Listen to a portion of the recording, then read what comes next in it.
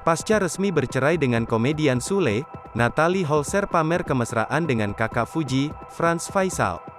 Diketahui Natalie Holzer baru saja bercerai dari Sule pada Rabu, tanggal 10 Agustus tahun 2022 lalu.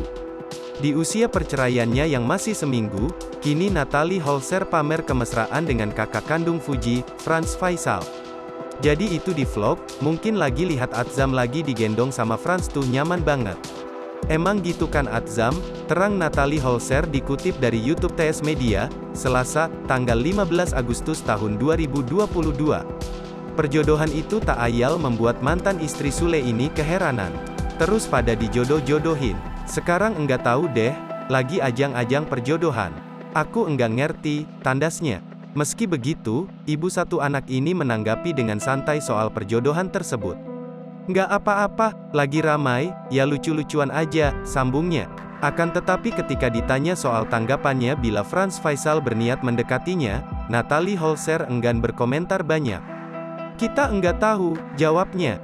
Namun kini, Natalie Holzer pamer kedekatan dengan Franz Faisal.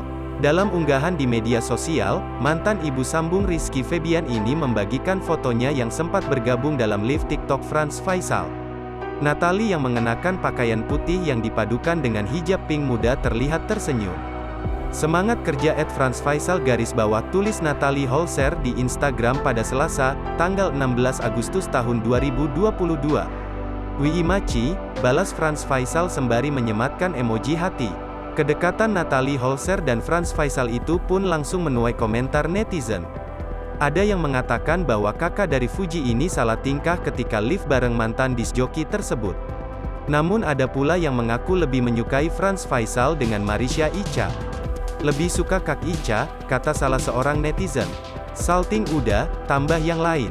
Tak hanya itu, Natalie Holzer dan Franz Faisal rupanya membuat vlog bareng.